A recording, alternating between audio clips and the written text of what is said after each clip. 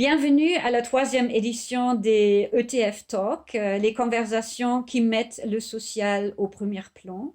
Cette fois, nous parlons du secteur chemin de fer et des cheminots et cheminotes. Le Parlement européen a adopté une résolution déclarant cette année 2021 année européenne du rail.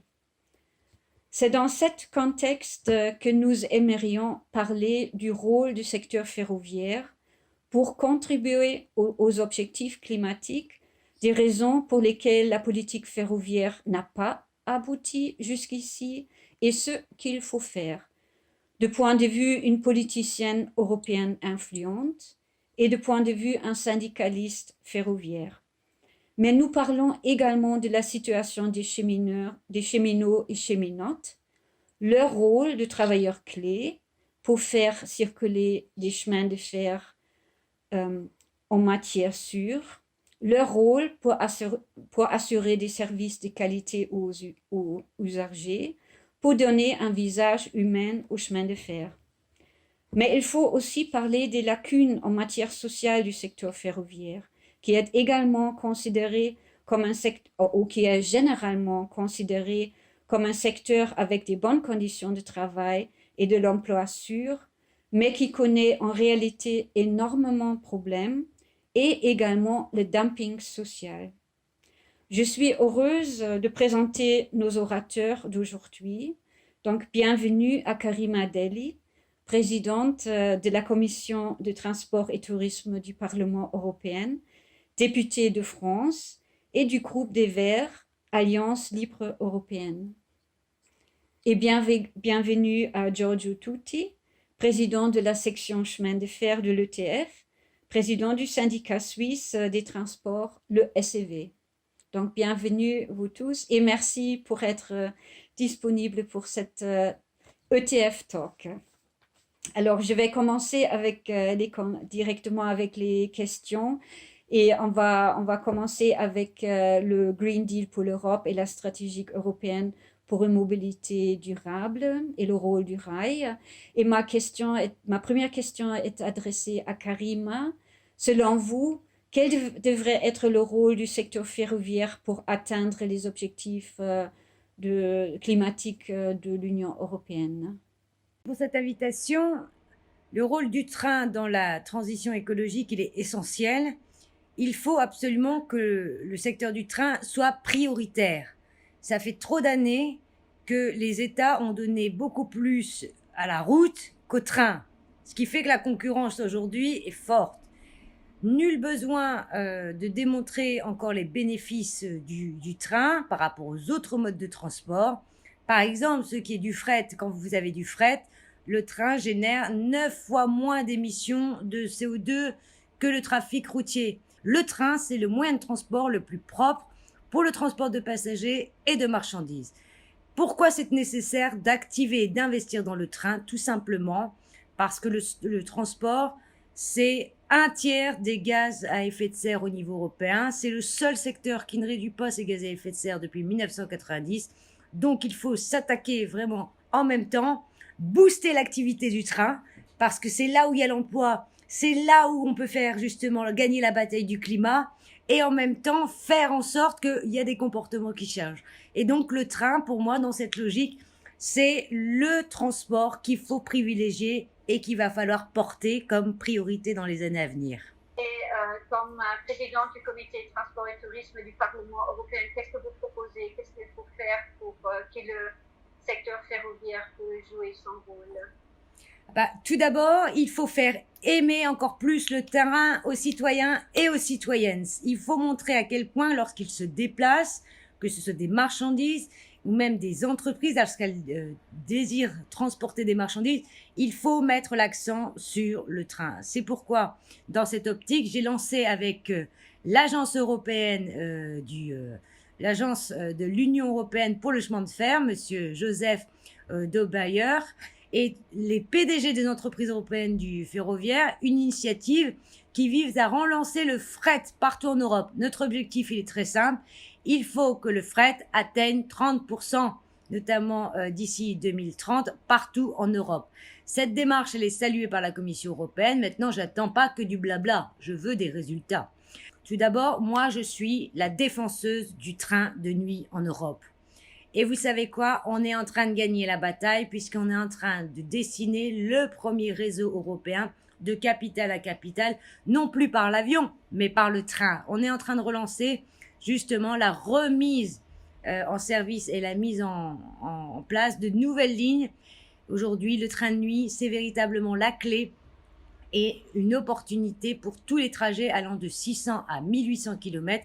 Donc, je le dis à la Commission, et je le dis dans ma commission, des moyens devront être donnés par les autorités publiques et les entreprises ferroviaires dans cette optique d'appuyer le plus grand réseau dense dans les offres accessibles à tout le monde. Deuxième chose, c'est qu'on est en révision profonde des lignes directrices concernant bien sûr le transport ferroviaire et aérien. Une vision ici simple, c'est permettre notamment de subventionner par les États membres de manière significative le transport ferroviaire. Je pense que l'un des objectifs majeurs, c'est de remettre en service les lignes régionales.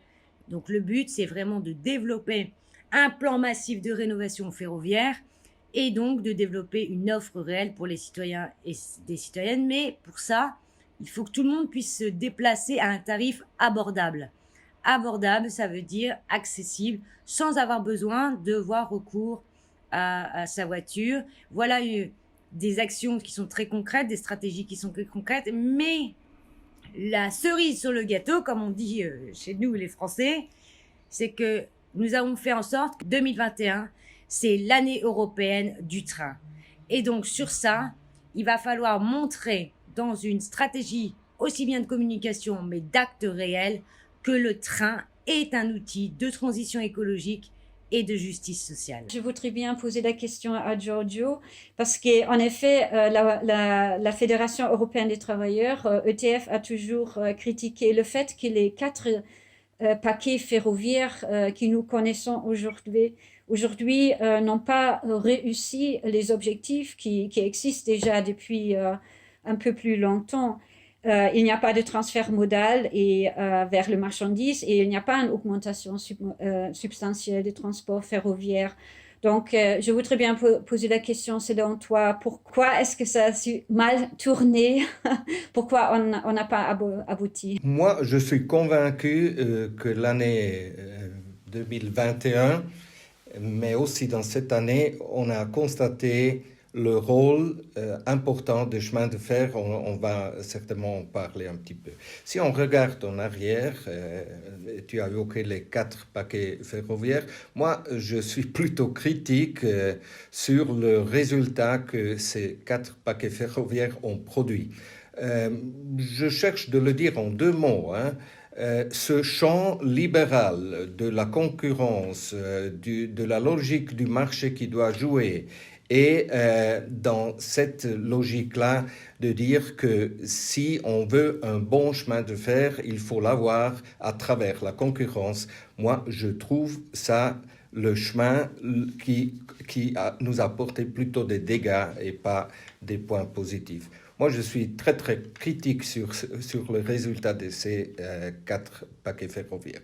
Deuxième point, je dois dire que si je mets en place un paquet et après un deuxième, après le deuxième, je devrais regarder en arrière et voir qu'est-ce qu'ils ont produit, ces 2 paquets que j'ai mis sur place. On est arrivé au 4e paquet, un vrai bilan sur ceux qui ont produit ces 4 paquets ferroviaires, on ne l'a pas fait.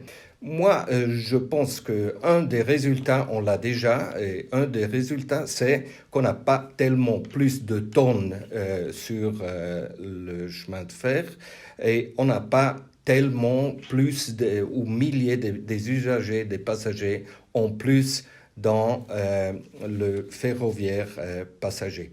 Ça veut dire que probablement cette politique libérale et basée sur la concurrence nous a pas apporté ce qu'on voulait. On parle toujours que la Suisse a un bon système ferroviaire. Alors, le système ferroviaire suisse est basé plutôt sur la coopération et pas sur la concurrence. Et sur ça, je veux être critique parce que je vois qu'on peut organiser le chemin de fer aussi différemment qu'à travers la concurrence. Et moi, je dis que si on veut un bon système de chemin de fer, il faut pousser les entreprises à collaborer l'un avec l'autre pour avoir un produit meilleur de ce qu'on a si on fait jouer uniquement la concurrence.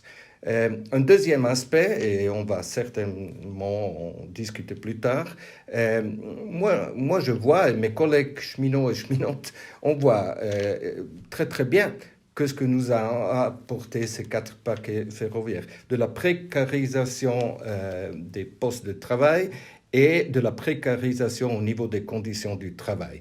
Alors, le dumping, c'est aujourd'hui une réalité et moi, je trouve, dans l'année ferroviaire, en tout cas, nous, comme ETF, on va mettre au centre des réflexions les travailleurs et les travailleuses. On va certainement aussi critiquer cet aspect-là, que dans le ferroviaire, il y a une situation qu'il faut corriger tout de suite, et c'est la situation de précarisation des conditions de travail et du travail en général.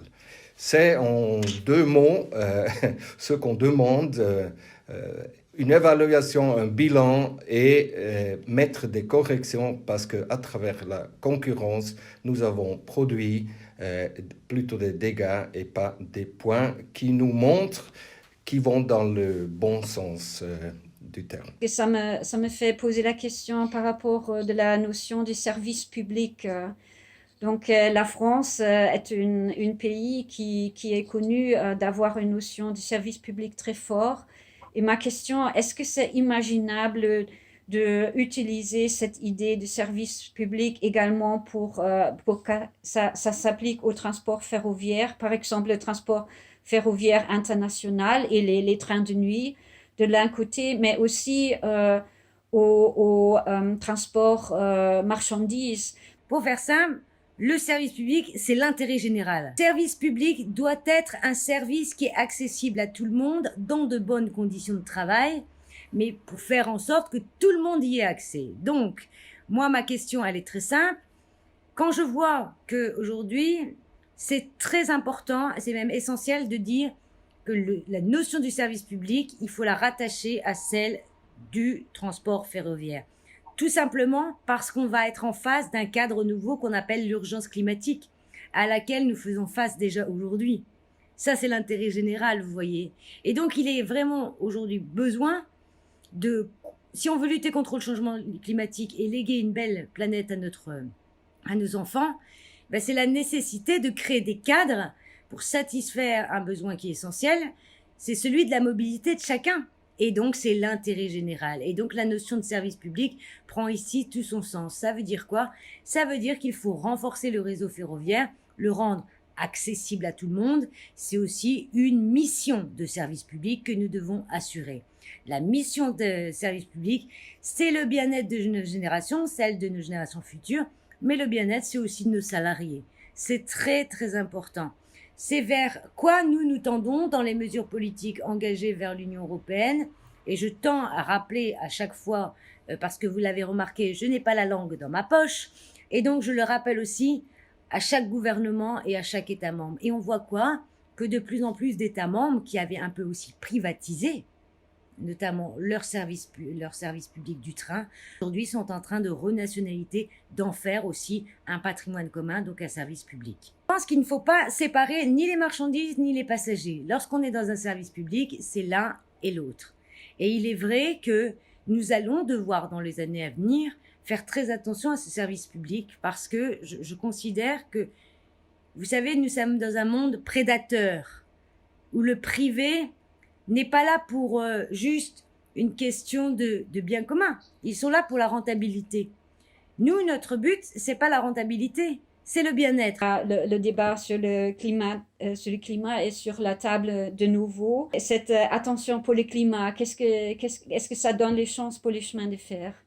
Je trouve, oui, et très fort, parce que s'il y a une chose où tout le monde est d'accord, si on prend au sérieux la situation du climat et si on veut mettre sur place des mesures pour obtenir certains objectifs pour améliorer la situation climatique, le chemin de fer, c'est une partie de la solution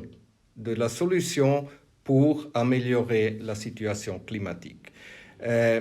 Moi, je trouve que le chemin de fer a une chance énorme. Dans le cadre de l'année du rail, il faut le dire et il faut le mettre aussi dans le centre de la discussion que investir dans le chemin de fer, ça veut dire aussi des investissements pour améliorer la situation climatique qui est plutôt grave. Une chance, c'est une chance énorme si on fait ce qu'il faut absolument faire, parce que sinon les chances deviennent des risques.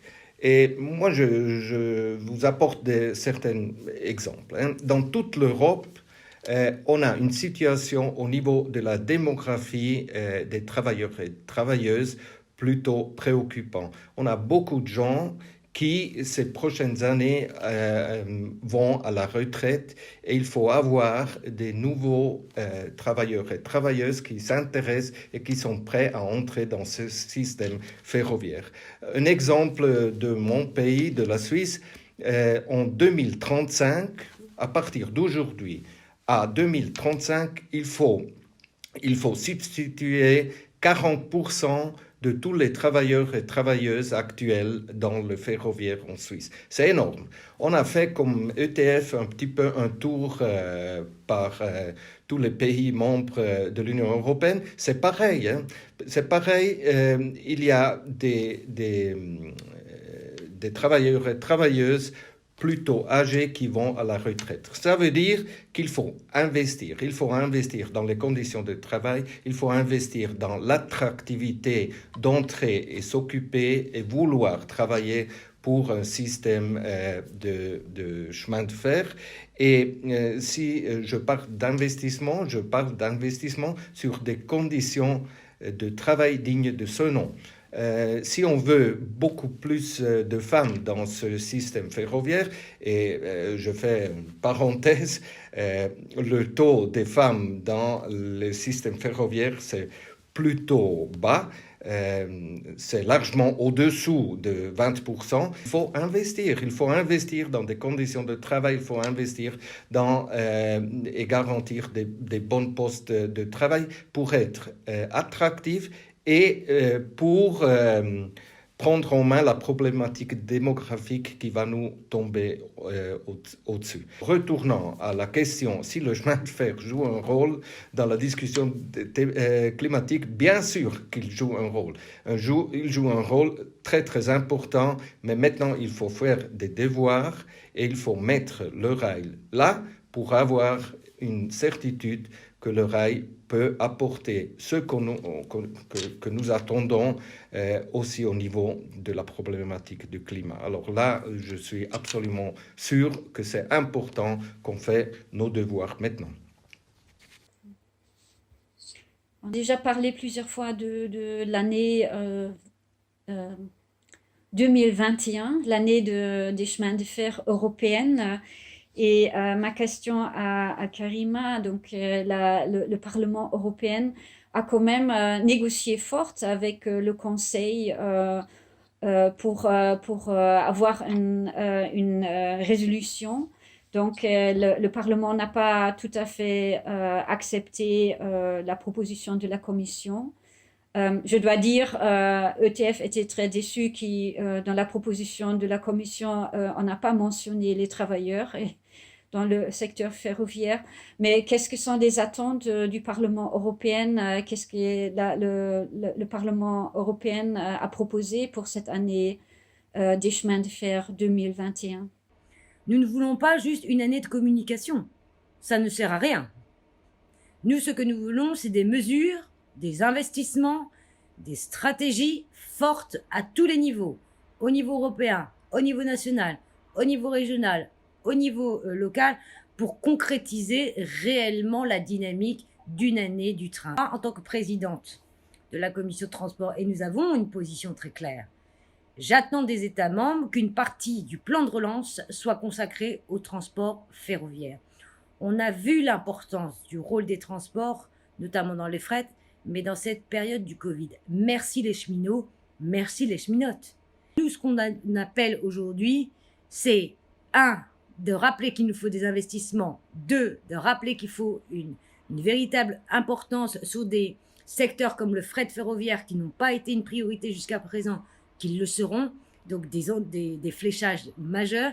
Et ensuite, comme vous l'avez vu dans le texte, bien sûr qu'il faut des campagnes, il faut des événements de sensibilisation pour amener auprès du public, pour renforcer les liens entre les citoyens, mais aussi, et ce que disait Giorgio, mais faire aimer les métiers du train. Parce que dans le train, il y a une palette de métiers qui sont extraordinaires. Vous voyez ? Et donc ça aussi, c'est pour attirer les nouveaux talents et les nouveaux métiers pour demain. Moi, j'attends aussi que la Commission lance une étude sur les indices de connectivité des territoires, mais j'attends surtout qu'on reconnaisse la dignité des salariés. Cette année, je pense qu'il faut les remettre sur le devant de la scène. Revendication de ETF est de dire que l'année des chemins de fer 2021 doit être aussi l'année des cheminots et cheminotes. Et ma question à toi, Karima, c'est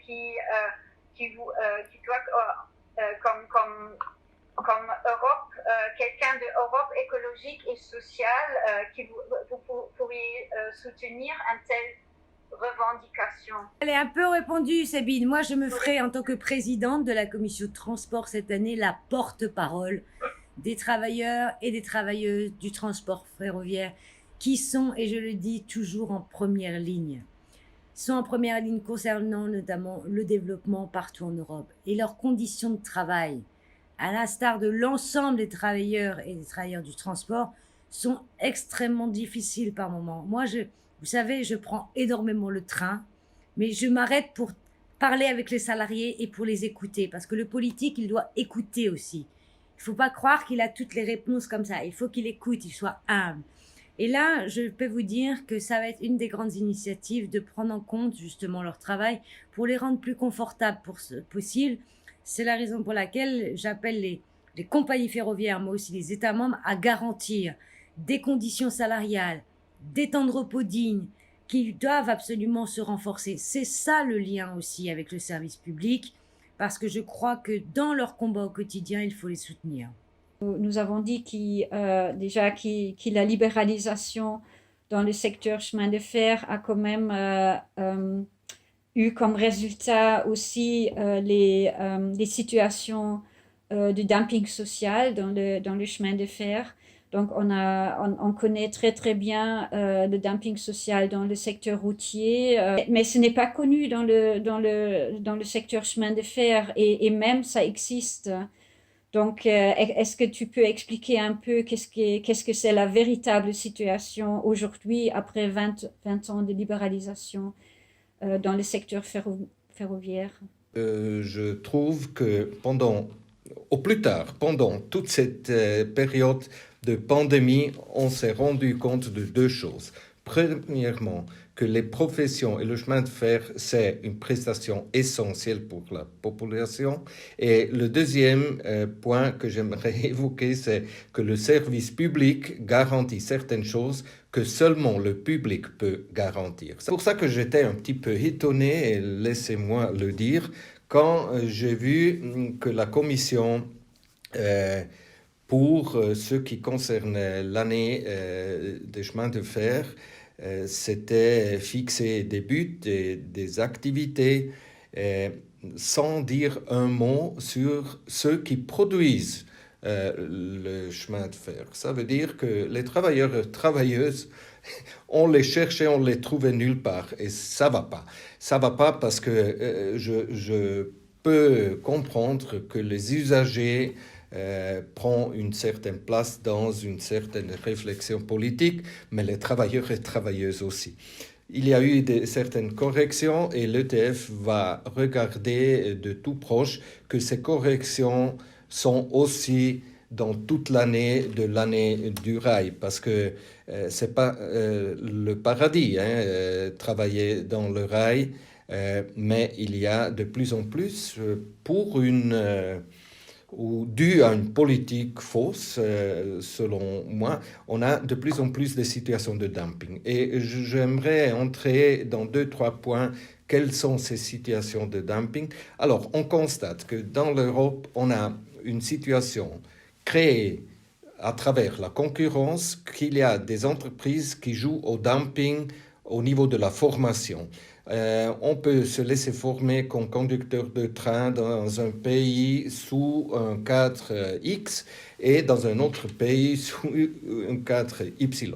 La grande problématique, pas seulement sur le dumping sur la formation, c'est que personne contrôle et on exige des contrôles, pas seulement dans le cadre de la formation, mais aussi dans le cadre du temps de travail, parce qu'on voit et on constate que sur la thématique du temps de travail, il joue de la concurrence, ça veut dire la concurrence au rabais qui tombe au-dessus des travailleurs et travailleuses. Après, il y a la problématique des travailleurs et travailleuses intérimaires, temporaires, de plus en plus, et ça comporte certaines situations de dumping aussi au niveau des salaires. Et on constate qu'il y a une certaine précarisation des conditions de travail qui ont comme produit final aussi une situation du dumping au niveau de la sécurité. Et ça, c'est fatal, parce que si on commence à jouer du dumping sous le titre de la sécurité, on sait exactement où on va tomber et on va, évidemment, comme syndicat, mettre au centre de l'attention aussi ça. On est pour le rail, on est pour le rail pour améliorer la situation climatique, on est pour le rail parce qu'on croit que ça, c'est un moyen où il faut des investissements pour le rendre d'une certaine qualité, et on est pour un rail sous la notion du service public, mais il faut aussi critiquer, mettre dans le centre du débat aussi le développement de la politique erronée de l'Union européenne qui nous a produit des problématiques que personne peut les vouloir, parce que ça met en péril tout le système. Et c'est pour ça que on va, et on a déjà dit, il y a l'année du rail, et nous, on va mettre au centre l'année des cheminots et cheminotes, ça veut dire l'année des travailleurs et travailleuses du rail. Parce qu'il faut une fois débattre et discuter aussi sur les problématiques liées au niveau du travail et des conditions de travail. Et c'est exactement ça qu'on va faire en disant que le rail, politiquement, au niveau et en liaison avec la discussion climatique, c'est extrêmement important. Mais maintenant, il faut faire les devoirs. Sinon, on met en péril tout ce qu'on aimerait avoir. Et aussi dans le secteur ferroviaire, maintenant, on connaît les choses qui... on a toute une série de petites entreprises marchandises qui n'acceptent pas les horaires du travail, par exemple. Il n'y a pas de contrôle. Il n'y a notamment pas de contrôle pour le transport transfrontalier, parce qu'on n'a pas les instruments, on n'a pas vraiment des règles pour contrôler. Les autorités ne se sentent pas responsables. On a pour les professions de sécurité comme les conducteurs, mais d'autres, on a des agences temporaires déjà.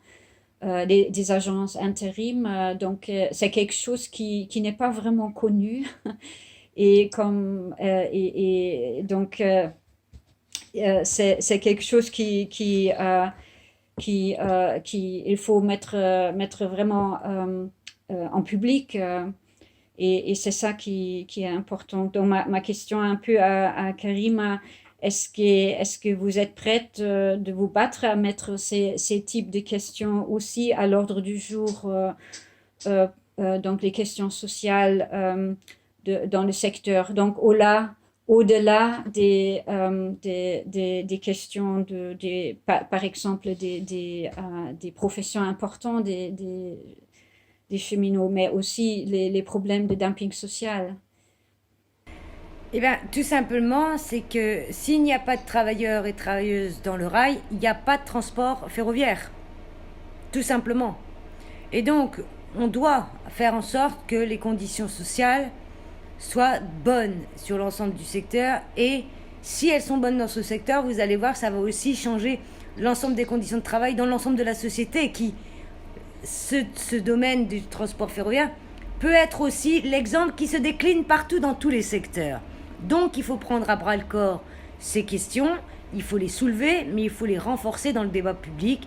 C'est la raison pour laquelle, moi, je compte bien soulever durant l'année européenne du rail les questions, notamment de toutes les conditions sociales. Vous avez parlé vraiment d'un point qui est le poison de l'Europe. Le poison de l'Europe, c'est le dumping social. Donc, qu'est-ce qu'on fait pour y remédier ? Donc, je vous le dis, j'attends bien sûr un soutien de mes collègues au Parlement européen. Mais moi, j'engagerai la bataille pour dire qu'il est grand temps de mettre ces questions sur la place publique et surtout de trouver des solutions. Bien aussi parler des femmes dans les chemins de fer. Je connais très bien qui est le monde du transport et également le monde des chemins de fer. C'est pas un monde des femmes. Il faut battre toutes les barrières sociétales qu'on nous dit parce que le secteur des transports serait un secteur d'hommes. Non, on a toute notre place. Maintenant, la véritable problématique, c'est que les hommes doivent nous faire de la place. C'est-à-dire, on doit aussi ne pas avoir tous ces problèmes pour accéder à des postes à responsabilité, par exemple dans le secteur du transport et notamment le secteur ferroviaire. Il est fondamental que dans le transport ferroviaire, de rassembler l'ensemble des personnes concernées et de réfléchir à des moyens financiers, socio-économiques, sociétaux, juridiques pour que toutes les barrières à l'entrée du marché soient abolies. Et c'est le combat que je mène parce que c'est un combat qui est prioritaire. Inciter les femmes à devenir conductrices des locomotives alors qu'il n'y a pas de toilettes dans les trains de marchandises. Alors, qu'est-ce que ETF fait pour les femmes? Les toilettes, c'est important, hein? C'est pas un détail. Et en discussion dans la section avec nos femmes, dans la section, on a initialisé des négociations dans le cadre du dialogue social. Ces négociations s'appellent VIR, Women in Rail, parce qu'on s'est rendu compte, entre partenaires sociaux, qu'il faut faire absolument quelque chose. Les entreprises, ils devraient avoir, et j'espère qu'ils ont, de l'intérêt aussi dû à la réflexion sur la démographie, que sans les femmes, ça devient extrêmement difficile et il faut absolument chercher d'obtenir beaucoup plus de femmes dans le système ferroviaire qu'on a jusqu'à maintenant. On est largement au-dessous de 20% dans les entreprises ferroviaires et ça, il faut augmenter. Et dans cette négociation, c'est clair que les entreprises, pour faire fonctionner les entreprises, doivent avoir de l'intérêt à avoir et à engager beaucoup plus de femmes. Et nous, comme syndicat, on est là pour regarder que le cadre soit mis sur place pour avoir la chance d'obtenir de nouvelles collègues dans le système ferroviaire. Et si on se bat dans ce cadre de négociation, dans le cadre du dialogue social, si on se bat, c'est parce que pour nous, c'est une chance d'améliorer ce cadre. Et la toilette, ça c'est une chose, Sabine, mais il y a aussi des autres points. On tape plutôt fort sur des points, par exemple, comme mettre en condition les managements des entreprises top-down, qu'ils veulent avoir plus de femmes. Et pas seulement des mots, mais avec des faits concrets. Et le deuxième point, c'est de créer un cadre au niveau de l'infrastructure, et voilà la toilette par exemple, mais aussi au niveau des conditions de travail qui facilite une entrée des femmes dans un monde plutôt masculin qu'il est maintenant le rail. Dans l'intérêt de tout le monde, et pas seulement des femmes, de tout le monde. Et si je parle d'attractivité pour les femmes, à la fin, c'est un cadre qui devrait être interprété comme cadre qui donne un coup de main pour augmenter l'attractivité des professions dans le système du rail en général. Vous voulez dire encore un dernier mot? Je rappellerai qu'il n'y a pas de logique ferroviaire sans ceux sur lesquels on peut compter, c'est-à-dire les salariés du rail. Les salariés du rail, ils ont été en première ligne sur le Covid, ils sont en première ligne, notamment lorsqu'on a besoin d'eux. Maintenant, c'est à nous de les aider. Il faut les aider pour retrouver de la dignité. Il faut les reconnaître, ces salariés, et faire en sorte que demain, ils travaillent dans de bonnes conditions de travail et pour attirer des jeunes qui pourraient être attirés par ces nouveaux métiers. Pour résumer, hein, Sabine, cette grande conversation, l'avenir, l'homme, la femme est l'avenir de l'homme. Le monde des transports, il est fait pour vous. Prenez votre place. En tout cas, moi, je ferai aussi cette année européenne, l'année européenne, ben voilà, de nouvelles voies qui doivent absolument montrer que la société est en train de changer et qu'on est dans une dimension sur laquelle ces métiers-là peuvent aussi changer le regard de ce secteur qui mérite d'être connu et reconnu. Merci.